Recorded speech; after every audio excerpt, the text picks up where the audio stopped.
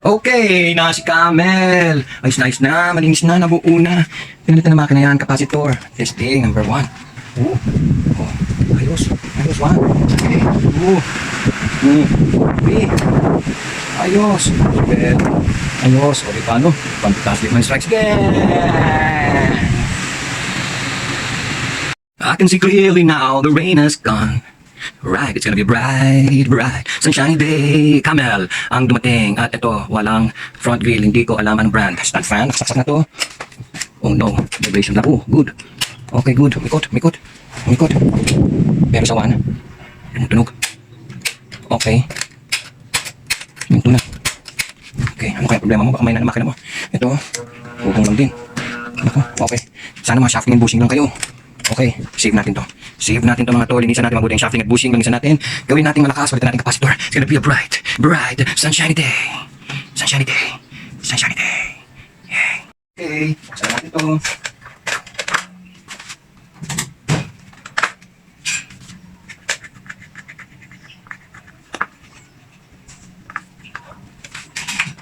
Oh, bakit nilagyan ng ano doon, spacer?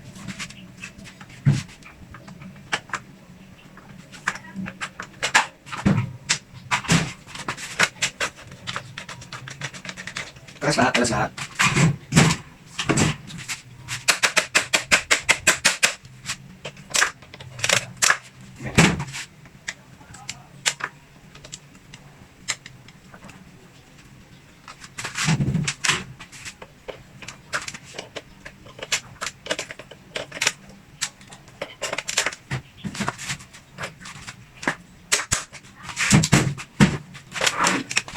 Ba, surprisingly, malinis ang motor niya. Okay, may mga gumagawa na nito. Hindi na siya mga original kasi matanda na to. Dami naman mga nakatape nito. No? Hindi masyado maganda pagka-tape.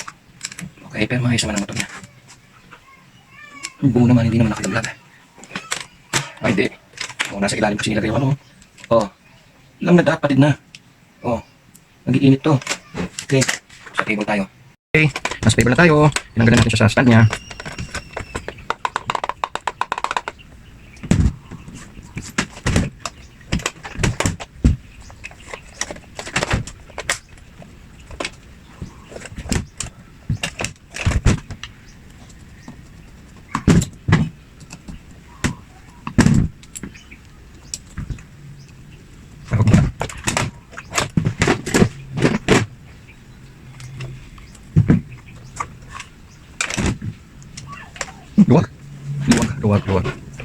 Luwag kasi. Kapinaw.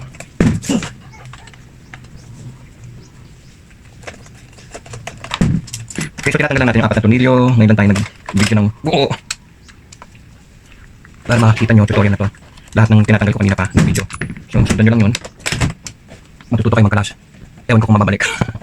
Yun ang ano doon. Kasi pag binuksan nyo na yan, hindi na yan katulad ng papanin sa tinanggal. Mag-a-adjust na kayo ng mga spacer niyan. May makita na kayo mga sira niyan. Okay, baka makitas nyo pa yung wire. Lalo na ngayon. Teka, tignan natin ito. Laki ng play oh. Kailangan niya ganun lang, konti lang. Dadagdag tayo ng ano yan, washer. Okay, dapat ito makinis para lumabas yung ano mamaya. Okay, ito pagbuhat niyan. Maganda, matanggal mo yung shafting doon sa makina. So, lalayin mo lang. Yan. Okay, huwag ka lang dyan. Baka magasgas yung makina. Silipin natin itong shafting. Okay, kita ba? Ano naman siyang tama pero malagkit. So, pag nalinisan natin yan, ano naman tama? Pag nalinisan natin yan, magiging tapos ng oilan. Swabe ang ikot niyan. Okay, sinusunod na inspect natin. Oh, nangangalawang, tuyo. So, ganun din. Pag nalinisan natin lahat yan, maginhawa yan. Tapos lalamisan natin. Okay, oh, next. Yan, linisan natin lahat yan. Okay, pakawalan na natin yung ingat lang tayo kasi nakita natin na tanggal ang mga tie wire. So, pakawalan lang natin ito. Binabalik ko naman yan. Para hindi ko mawala yan. Meron pa ganito mga tumilong kanyan. Yung mga pinangal ko matagil lang yun. Okay, so para makalusot yan, tanggal natin. Okay, ito na. Yung pagpwesto. Yan, dahan-dahan. Walang mapunod dyan. Napag, alalay. Dahan-dahan. Okay, na po ba yun? Ano? Okay, yan. Okay, inspect. Ito mataas ilalim. Kita ba? Wala naman ako nakikita ang trace ng sunog. Maanda naman siya. Okay, so ito lang mga to. Linisan natin. Lagyan natin ng oil. Tapos talian natin. Hindi maganda yung pagkagawa dito. Pero hindi ko tanggal. Hirap yung makina. Naku. Oh. Kulang ang tie wire. Camera action! Okay, nakakuha na tayo ng mga tie wire. Kita ba? Okay, secure muna natin to. Sinabi.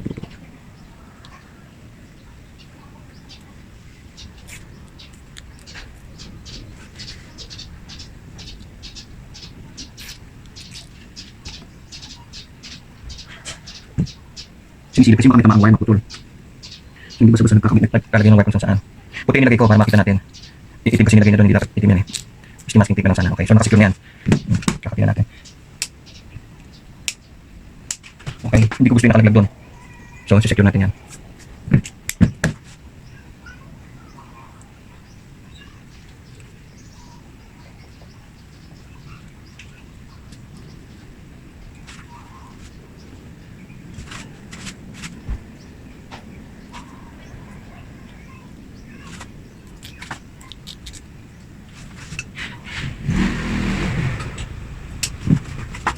Okay, repair ko na itong mga ibang wire, lilinisan ko. 2, 1, and we're back! Yan, malinis na. Malinis na po lahat. Okay, ano na next na gagawin natin? Magpapalit tayo ng capacitor, kaya putulin na natin yan. Palitan natin yan. Sukatan naman natin din mamaya yan. Yan. Okay. Sukatan natin ng value mamaya.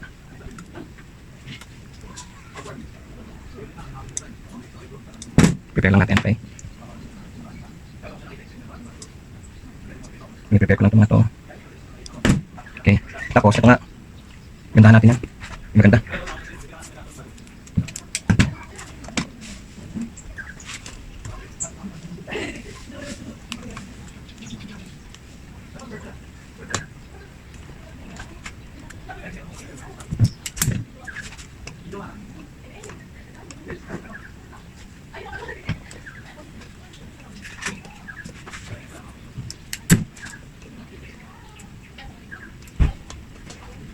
Yan, okay.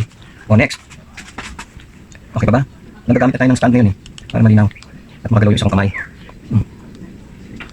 Yan, may foam yan sa loob. Babaran lang natin. Bayan natin pumasok yung oil. Tapos patulungin na lang natin at punasan. Para sigurado tayo puno ng oil yung foam. Yan. Okay. O, what's next? Bawas tayo. Ano? Okay, maglilinis naman tayo nito. Cut natin para hindi mahaba. Okay, so, itong ginagawa pa natin yung general cleaning and repair natin. Okay, rolling ba tayo? Okay, so, takpan natin to. Laging natin natin yung makina natin. Okay, so malakit nga ito. Oh, basag na yung ano niya, yung fan niya eh. Harap. Likod. Saka na. Okay, taba. Okay, bilisan na.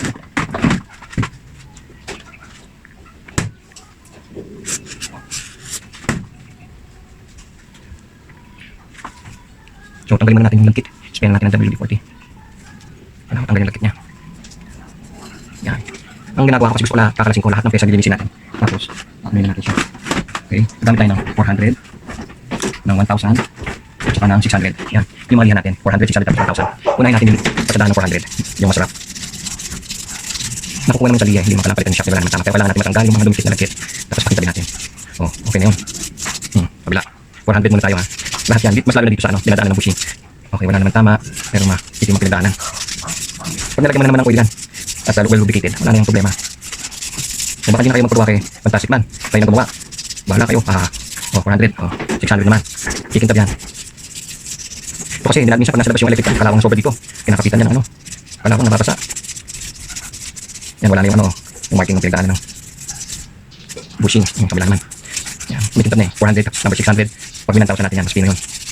1,000 na, number 1,000. Pino na, ganda na. Smooth na, parang ng bago. Pag pinagtsagaan yung tapusin itong video ko, marami kayo matututunan. Pero pag nag-review, nag-stop, hindi na makikita. Malinis na. Dito tayo ngayon sa mga ano niya. Okay pa naman yung spacer niya. Kailangan natin linisan. Okay. Kailangan linisan. Tanggalin yung mga lagkit.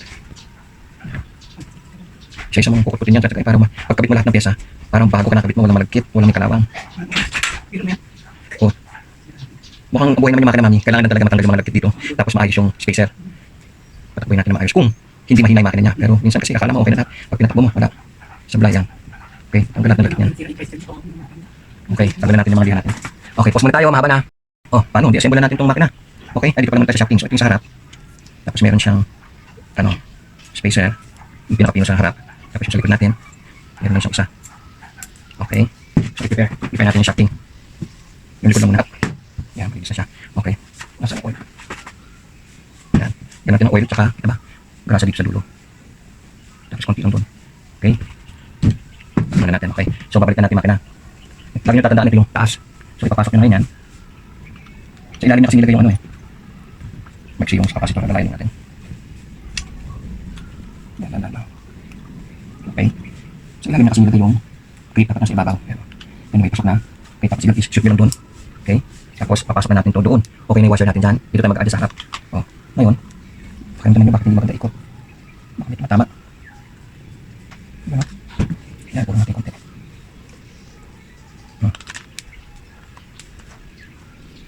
Matama, ayusin natin.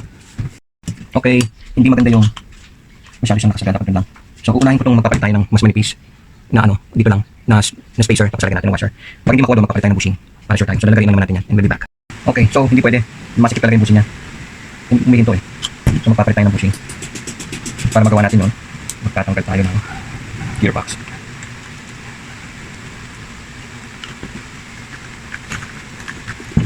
Palitan natin gearbox, hindi ganito gearbox niya. Okay. O, paano? Ito ang bushing. Yung papalit natin ng bushing.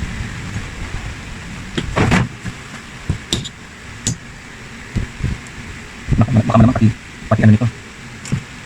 Coil foam.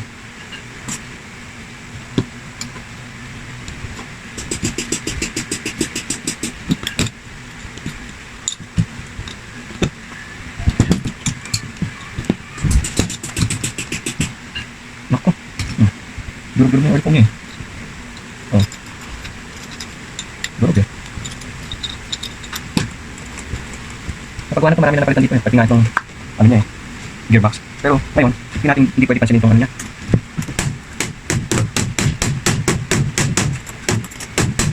Hindi pwede pansinin itong bushing. Dahil hindi na maganda yung loob niya. Okay, pagod natin ito. Kaya pa maibalik ko. Okay, tapos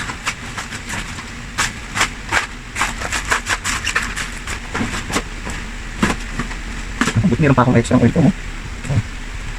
Mahaba yata. Okay, so magpapalit tayo ng ano, ng oil foam, bushing dito sa likod. So, basahin muna natin yan. Try natin. Talaga ulit niya mamaya. Ito yung bago. Okay, balik natin to. May iba-ibang tikit dyan. Yun. Yan. Okay. Walang tatalon. Pupuk tayo. Okay.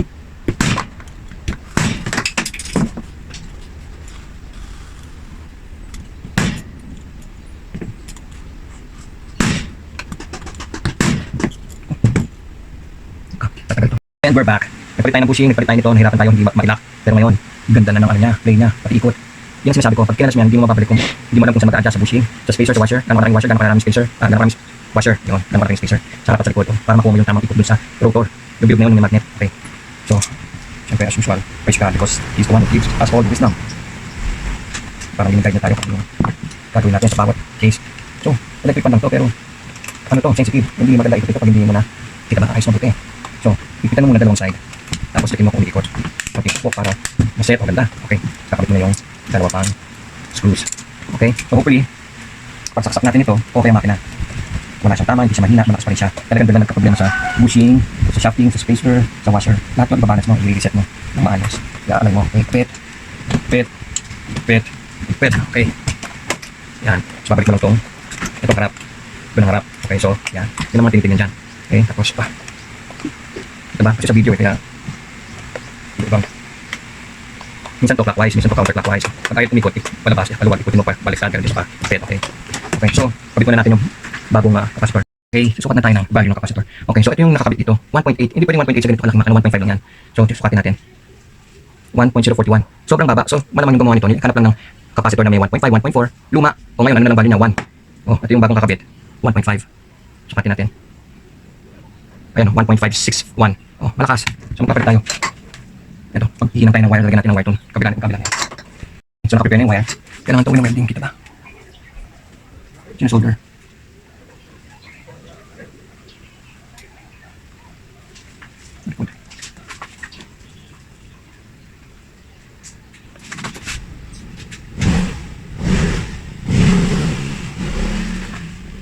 Okay.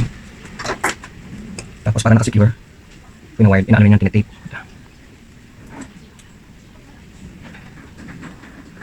Yan, ganun lang ito sa kabit na natin. Okay, so nagawa na natin lahat ng magagawa natin bago natin capacitor. Wala tayong magagawa sa makina nito dahil mahina, napipigil. Oh, wala na talaga. Basta ang makina, nakabit mo na lahat maayos at nahawakan mo.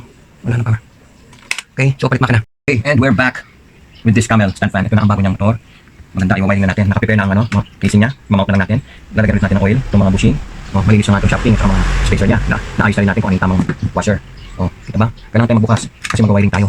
Okay, so nakita natin itong ginawa ng huli gumawa. Napakaliit ng ano niya, mga electrical tape. Tsaka hindi masyadong ano yung paglagay. I-ayos natin. Tanggal itong mounting ng just off switch. Anyway, sige. Ayusin na natin. Okay, na si Camel. Ayos na, malinis na, nabuo na. Pinalitan na makina yan, capacitor. Testing, number 1. Ayos 1. 2. 3. Ayos. Ayos. O di paano? Fantastic man strikes again.